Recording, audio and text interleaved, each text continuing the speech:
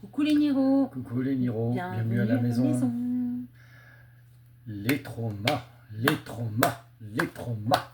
Alors, si vous nous suivez sur TikTok, vous connaissez déjà le sujet du jour. Alors, avant de l'attaquer, avant de vous donner notre point de vue, j'insiste beaucoup là-dessus, c'est notre point de vue. Personne ne détient la vérité. Chacun fait comme il veut, tout le monde a raison. Voilà.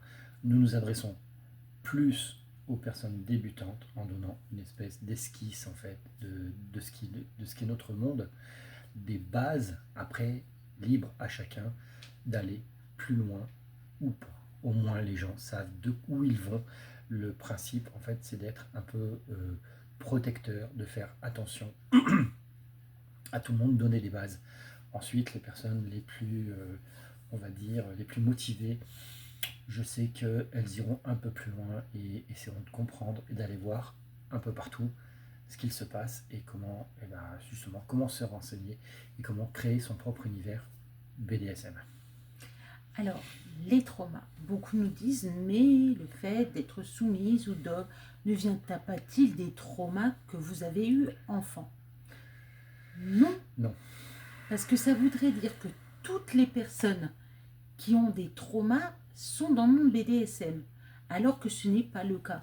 Comme il y a des personnes dans le monde vanille, donc pour ceux qui ne savent pas ce que ça veut dire vanille, on va regarder les autres vidéos, on est grand.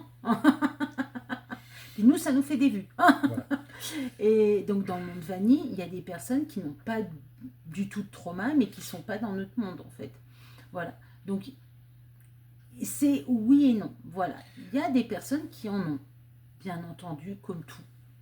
Voilà. Mais qui n'en a pas, j'allais poser la question, qui n'a pas de traces liées à l'enfance, qui n'a pas de marque sur des moments de vie un peu plus difficiles, qui n'a pas envie de prendre ce qu'on appelle le revanche sur la vie, ou quoi que ce soit, bien sûr.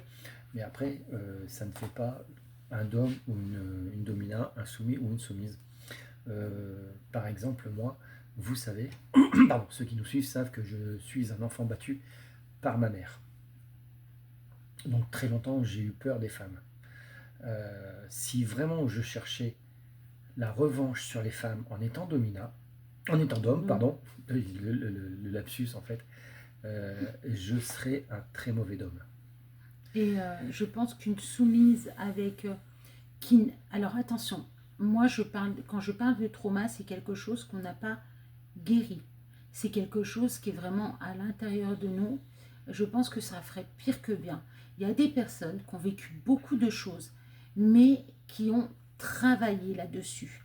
Donc ils ont encore ces blessures, tout comme la blessure de l'abandon, la peur la peur de certaines choses. On peut avoir ces blessures-là, mais les traumas, c'est profond.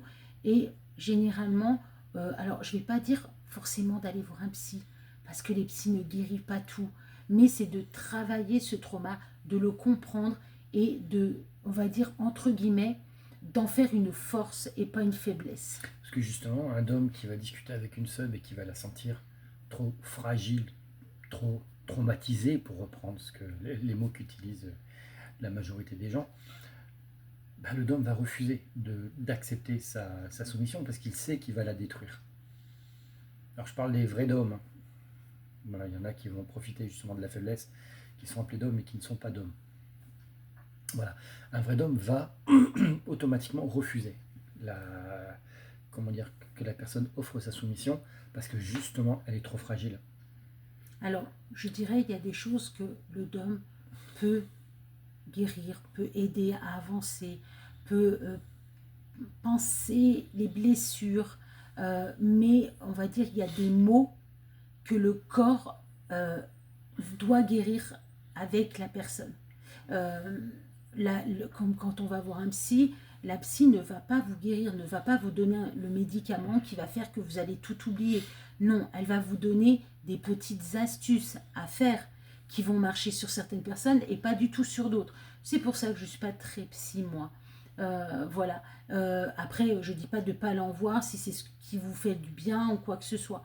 Mais le dôme va venir aider, va venir apporter sa main tendue. Mais il ne va pas pouvoir tout guérir, ce n'est pas possible. Bah, c'est un dôme, c'est pas un psy. Voilà. C'est comme la peur de l'abandon. La peur de l'abandon, le dom va essayer de justement d'aider la soumise à justement ne plus avoir peur. Mais si la soumise ne fait pas ce travail-là d'elle-même, elle ne guérira jamais. En fait, si cette peur de l'abandon mène à des crises, par exemple, intenses, mène à un mal-être, c'est pas la peine.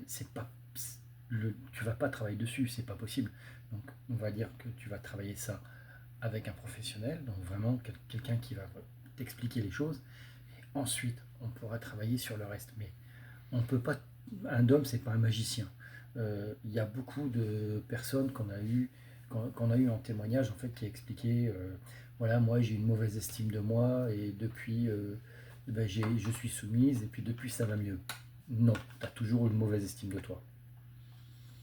Ça va pas mieux parce que tu as une mauvaise estime. Pourquoi tu es soumise? Parce que tu penses que tu n'es bonne qu'à ça. C'est déjà, tu as une image très négative de la soumise et de la soumission, donc tu te trompes totalement. Il faut bien comprendre qu'il faut être, on va dire, le plus équilibré possible pour être dans le rapport déesse. Sinon, comme je vous disais, je serais, moi, si je cherchais la revanche, je serais un très mauvais homme parce que je chercherais à, non pas à épanouir, mais à écraser. Et Attention. un homme cherche à épanouir sa soumise et non pas l'écraser. Je vais reprendre les mots de monsieur quand il parle équilibré. Ça ne veut pas dire qu'on ne peut pas avoir de blessures. D'accord? On ne peut pas. Quelqu'un peut avoir vécu beaucoup de choses. Je ne vais pas vous dire quoi. Voilà, le petit rond violet. Vous voyez ce que ça veut dire. Et justement, le fait de rentrer dans ce milieu, elle va en faire une force.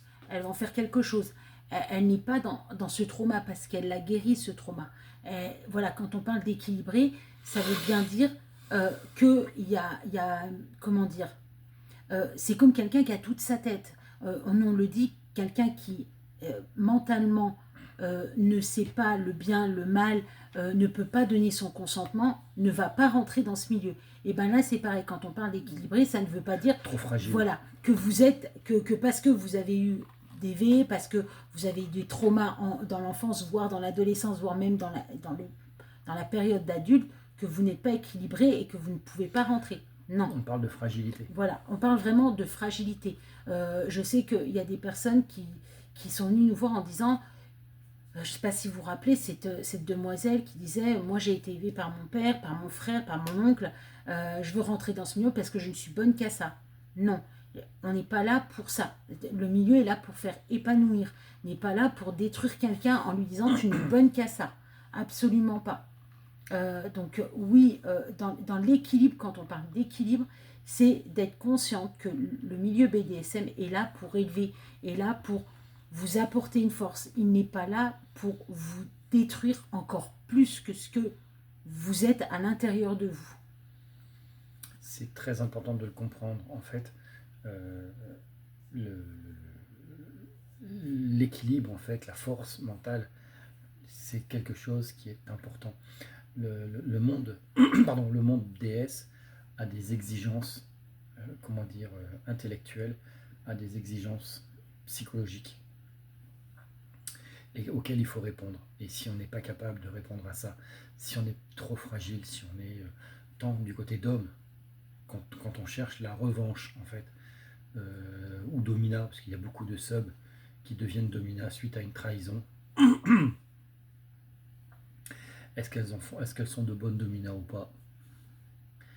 Je n'ai pas eu de retour dessus, mais je suis pas sûr que la colère mène à quelque chose de bien. Voilà, tout simplement. C'est pour ça qu'on parle vraiment de mental. On peut être fragile. Moi, j'ai des moments de fragilité. J'ai des moments où je pleure, où ça va pas bien dans mon corps, dans ma vie. Vous savez que je suis malade. Et on a le droit d'avoir ces moments de bouffe. Mais si c'est plus de la... Voilà, vous avez raison, c'est plus de la revanche, c'est plus de... Je vais me venger, je pense pas que ce soit bon. Ou de destruction. Voilà, je suis que quelqu'un qu'on doit détruire, c'est pas bon non plus. Voilà. Ouais, il faut une image, justement, ce qu'on disait, équilibrée, forte de soi-même, c'est déjà beaucoup. Alors, j'espère qu'on a été très clair, qu'on a vexé personne. Si vraiment vous n'avez pas compris, ce qu'on voulait dire. En gros, n'hésitez pas à venir en discuter en privé. Ne commencez pas, ne faites pas une idée de vous-même. Peut-être que nous, on comprend ce qu'on dit, mais que peut-être vous, vous le comprenez autrement. Et le dialogue est hyper important, vous le savez.